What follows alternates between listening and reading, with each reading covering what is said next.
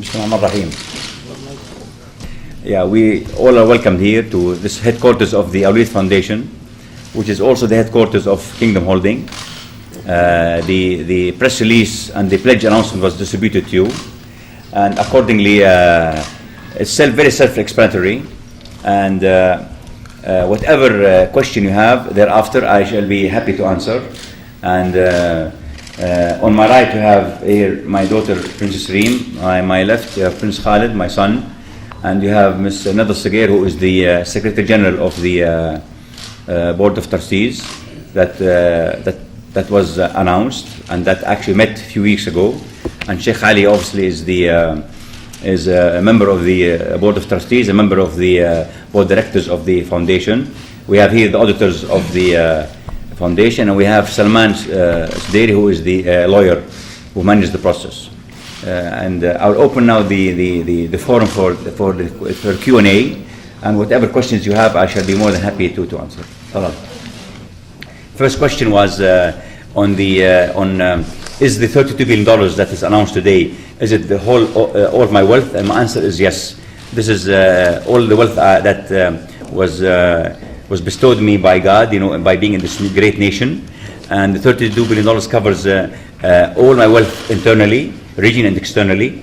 As some of this wealth is of my Kingdom Holding shares, but some of this wealth is really the internal assets that I have in Saudi Arabia.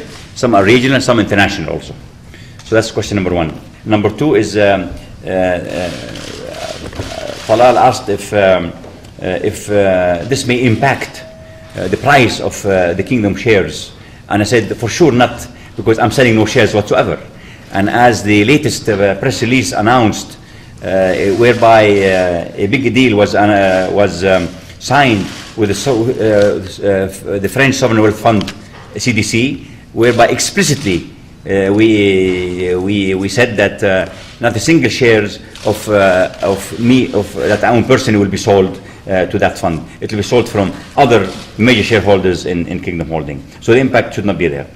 And the question number three was why, since you're a Muslim, since you are in an Islamic country, why not the bulk, why not, if not all, of this should go to an Islamic cause in Saudi Arabia and regionally? And my answer was that this amount is so immense, so big, so huge, thanks God, and that although the priority will be for our causes in Saudi Arabia and our immediate region, which is our Arabic region and Islamic region, that inevitably some of this will go for humanity, and humanity has no religion, no race, and has no sex.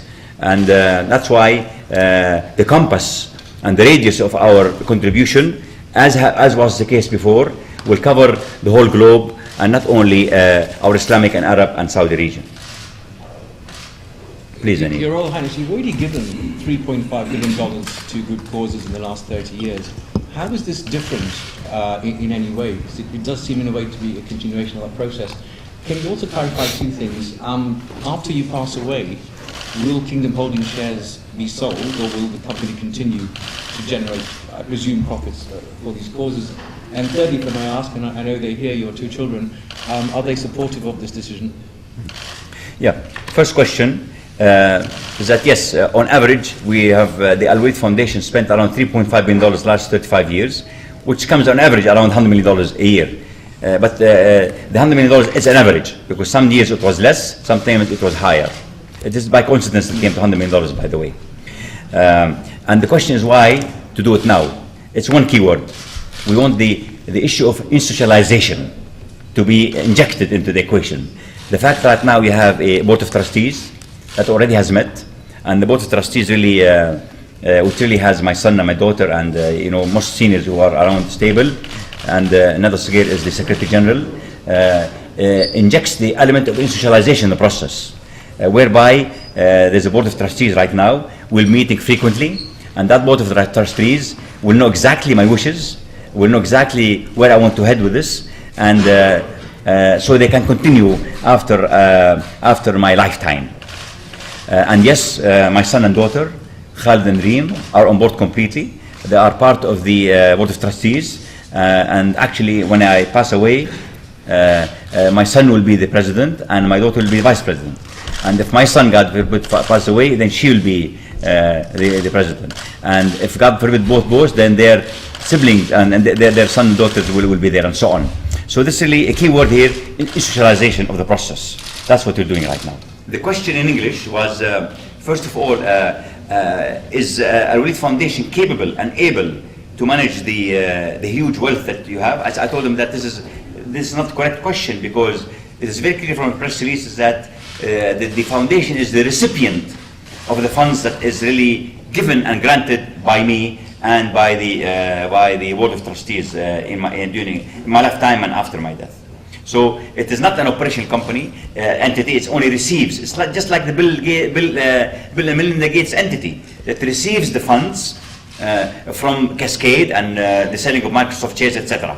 So that's number one. Number two, the question was why to announce? Why not to be everything in a secretive and in a manner not to be announced? I said no. That's not good at all, because we need to announce such things. And really, the role model are really the big entities in the United States, such as the Bill and Melinda Gates entities, and the Buffett contribution to the Bill Gates entity also. So these matters have to be announced to really induce and incentivize and push, actually, if I can use this term, others to contribute for such good cause. Please, sorry. AFP? Yes, sir. Your Royal Highness, how is your health right now? You're not expecting to pass on in the immediate future? Well, as you say in Arabic, Al-Amar Bidillah. I say, see, only God knows when each of us will leave, but I can assure you, I'm very healthy enough to bike every day 3 hours. And you can bike with me if you want. So I'm in good shape. So I'm not doing it because of health reasons, no. I think you are I think implicit in your question is that I may be doing this right now because of health reasons that I don't announce. No, I assure you, my health is good, and I believe that a person should take dramatic and drastic decisions at his peak. When Kingdom Holding is at peak, when I'm at my peak, and you don't do it when you are really not in good shape. So I'm doing it now because I believe I feel great, I'm in good shape. Kingdom Holding right now lives its best era. And that's why I have 2 healthy son and daughter. I have very good supporters here with me, very good allies in my right-hand side and my left-hand side. And I believe that this is time to do it right now. Yeah, Angus from Reuters. I wonder if you can give us any idea, first of all, what sort of timescale we're looking at for what sort of timescale we're looking at for your entire wealth to be transferred to Alwaleed Philanthropies. Are we talking about 10 years, 20 years, a longer period than that? And secondly, what impact, if any, this will have on investment strategy for you and for Kingdom Holding? Right. As for the time scale, this is an open-ended situation. There's no time limit for it. See, this is not an endowment whereby, the wealth has to be spent, for example, in X years. That's an open situation. But I pledge that with time, that the bulk of what I have will go to that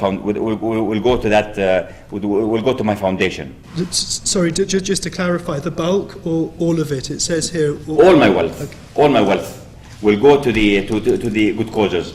But remember that right now we have a huge amount of income that comes to us, and the bulk of that income, the income, I'm not saying the bulk of the income, not the bulk of the assets, will go to, because I still have to spend on myself, I still have to spend on my son, my daughter, and my family.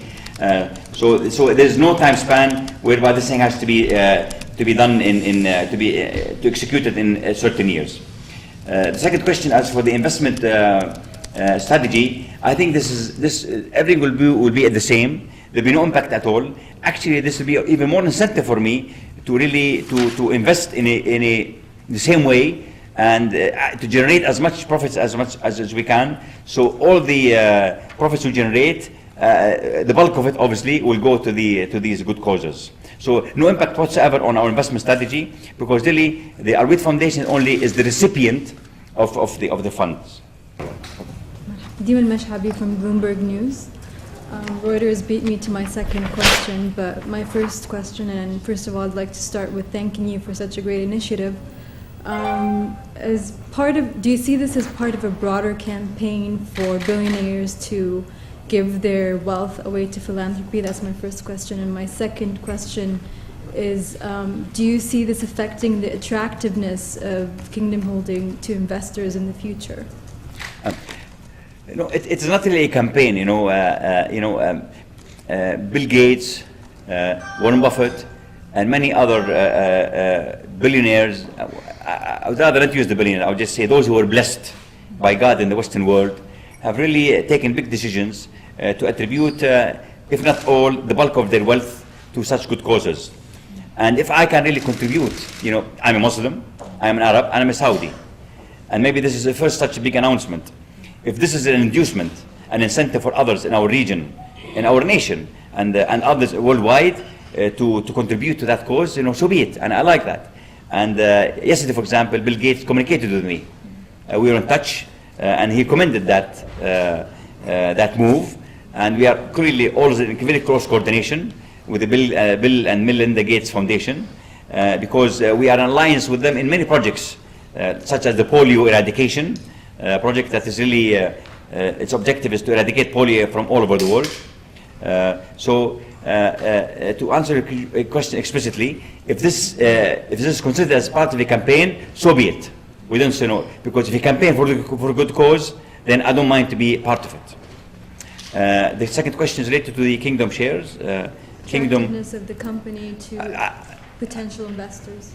I think this really should have no impact on it whatsoever, because this is very much separate and independent from my ownership in Kingdom Holding. My ownership in Kingdom Holding is not going to be impacted whatsoever in this decision, because no monetization will take place of my Kingdom shares, at least imminently. It's not on the table at all, because we have enough cash flow to cover the needs and the requirements of the Alwaleed Foundation for the very long time, very long period. I like to translate this question, it's pretty important. Is that, although I covered it somehow, you say, why you are covering beyond Saudi Arabia? And I said, I give them a synopsis about what we do in Saudi Arabia. Our work in Saudi Arabia covers distribution of houses, distribution of electric generators, of cars, of paying loans directly, of bridging the gap between, a lot of things locally here.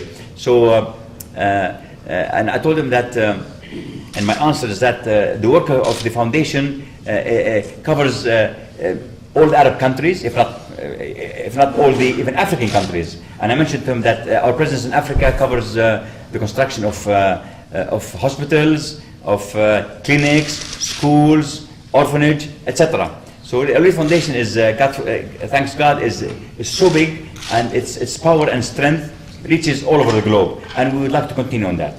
The first question is that do we encourage being in alliance and being supported by local and regional international entities in the same field in charity and philanthropy? And I emphasize that my answer is blunt yes. It's very important for us to be in alliance with local entities, because Alwaleed Foundation, by the way, consists of only 10 people, and all these 10 people are ladies, by the way. So only Saudi ladies work there, 10. And because of that, a limited number of people, inevitably, we need to be in alliance, we need to be supported by philanthropical and charitable entities in the region, and Saudi Arabia and internationally. And I mentioned also the alliance that we have with the Bill and Melinda Gates Foundation, whereby we are with them in certain projects, like, and one of the projects is really the polio eradication in the whole world, which is basically concentrated in Pakistan, Afghanistan, and Nigeria. And right now it's been eradicated completely from Nigeria, and still only present in 2 countries in Pakistan and Afghanistan. The question in English is that what is the role of the foundation in pushing the media and having media play a role in changing the image of our religion that's been hijacked now by the very few, like ISIS, which is Daesh in Arabic. I said that although the foundation explicitly does not really get involved in the process, but the common denominator between our charitable and philanthropical entities and our media entities is really me sharing both. And as you know, we have our channel Risala right now here, which is really a pure Islamic, moderate Islamic, mainstream Islamic philosophy, which is right now, it's broadcasting live, is one arm that we utilize and use to fulfill the expectation from us to show real Islam in the world. And also all our other media outlets pour all its content pour into that lake. All these rivers put into that lake, the lake of showing Islam being really against such horrendous terrorist act that's taking place right now in the world. So it's an ecosystem whereby the whole thing, whether it's kingdom holding or my philanthropic and charitable entities and media arms, all really go for a good cause of really helping humanity. And really part of that showing humanity is that showing that real Islam does not really what ISIS is for right now, which really just ruining the image of Islam. His question in Arabic was that the Arab world witnesses a major problem in having a huge number of unemployed people, which means that there's a big number of people who are at the poverty level, if not below poverty level. And I said that yes, this is one of the main problems that we have in the Arab region, especially in Saudi Arabia. There's a disequilibrium point here, whereby you have, on one hand, 9 million expatriates who are here, who are helping our nation, yet you have few million Saudis who are unemployed, which doesn't make sense. I mean, but clearly you can't just push a button and say for 2 million or 3 million of those expatriates to leave and have those fulfilled by Saudis, because they need vocational training, they need experience, they need knowledge, they need know-how, so it takes time. But clearly the direction of the government right now, of the new government, if I can add this, is that really not to have those who go outside Saudi Arabia and get training, but to come here with not the guaranteed, but at least an assured position. And also said that the alleviation of poverty here and creating more employment really is not only the mission and duty of the private sector. This has to be done in a concerted effort between the private sector and public sector. And clearly, our Youth Foundation has a lot of work in that field, and we supported the government, and we supported many of the charitable and philanthropic entities in Saudi Arabia to help advance the cause. So let's assure that our mission statement really is support without boundaries. And we mean that, and clearly the priority is for our nation, and I said for our immediate region and for the world in general. First question was, what were your feelings about this sudden, that was the question, of the sudden decision you've taken? I said, first of all, that this was not sudden decision. This thing has been studied and calculated for the last 3 years, and a lot of studies have taken place with lawyers nationally, lawyers internationally, auditors nationally and internationally, to cover and encompass all the wealth I have inside Saudi Arabia and outside Saudi Arabia. Number two, the question was, are you going to establish some special projects to enhance and to enlarge what you're doing? I said no, life will be at the same as usual, because all my projects that are done through Kingdom Holding, which will attribute the profits of Kingdom Holding and will attribute hopefully high dividends to Kingdom Holding, and my personal projects that are done nationally, regionally, internationally will all continue as they are, because they've proven to be successful so far. And there's no additional incentive right now with these announcements today, is to really to increase the amount of dividend given to me personally through Kingdom Holding and through my trading portfolio nationally and internationally, to really to filter that down to the Al Foundation. And the question number three is that would you as owner or as the leader of the charitable and philanthropic entities, what indicators, what barometers you have for approval of the projects? I said that these projects are given like any other professional entity at the end of each year, so they are approved before the beginning of the new year, after major studies done on the national, regional, and international fronts. And if further studies are needed, the foundation is required to go and make further studies. And if new studies are needed by independent, and emphasize the word independent consultants, we will appoint them to study each project. So that's why it's very important to analyze each project before they're approved. But for example, when Bill Gates comes and he proposes a polio eradication in the world, we don't do our studies, because the study has been done already by Bill and Melinda Gates Foundation. And when Bill and Melinda Gates Foundation submit the proposal to us, they submit to us with all the full studies. And clearly, it's just a matter of pushing the button. And that's the advantage of going with those international entities, even UN entities, WHO and UNICEF and others that are involved with, for example, with the refugees in the world. We just depend on them because they've done the homework already. So this is the advantage of having a very good relationship and alliance with these worldwide entities like Bill Gates, like Carter Center, and UN entities being WHO, the refugees and the involved in the refugees, and UNICEF. Sorry.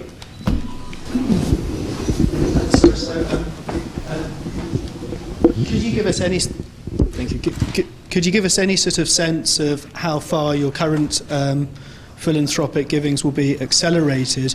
I mean, you've spoken about 3.5 billion over 35 years as sort of an average, but obviously ups and downs over the years of around 100 million a year. Do you have any sort of idea what the kind of the immediate impact is going to be? Are you anticipating a far higher level of giving over this year, over the next 5 years, 10 years, and could you give us a sense of quite how much that will be? Clearly, the fact that I decided to institutionalize, implicit in that institutionalization process, implicit in it is that inevitably the amount will have to grow. And I just would like you to wait for, let's say, for another 48 hours or 72 hours. Some new announcements will follow this announcement today. I cannot tell you what will be these announcements, but I think in the next, I would say, 2 to 3 days, 2 big announcements will be made that have a big impact domestically. So to answer your question explicitly, yes, the foundation work will be elevated to a higher level, quantitatively and qualitatively.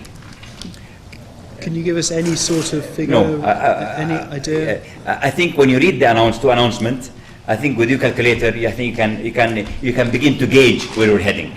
This question was related to our contribution to the African cause, especially in the philanthropical and in the charitable fields. And I mentioned to Mr. Mohammed, who represents Dar al-Sayyad, to him that really our presence in Africa has reached almost half of the sub-Sahara African countries. And as I mentioned at the beginning of this press conference, that we supported many of those entities in building schools, clinics, hospitals, orphanage places, etc. So I mentioned to them very clearly that our presence really does encompass most African countries. Okay, last question, Anil. Thank you for the second question. Do you see any time in the future when you will do what Bill Gates did and actually give up running a business and moving full-time to philanthropy, or do you think it's important to carry on running the business all the time? No, really, I did meet Bill Gates. I talked to him about that subject very thoroughly, and really Bill Gates wanted to take the pioneer road and to be at the vanguard of what's happening in the world of charity and philanthropy, and he decided to step down really from his Microsoft position. Yet, frankly speaking, still Bill Gates spends some time. They spends a day every week because his foundation and his Microsoft headquarters are both based in Seattle. But from my point, I will continue on being the chairman of Kingdom Holding, which I own 95% of, and I'll still be the chairman of the foundation.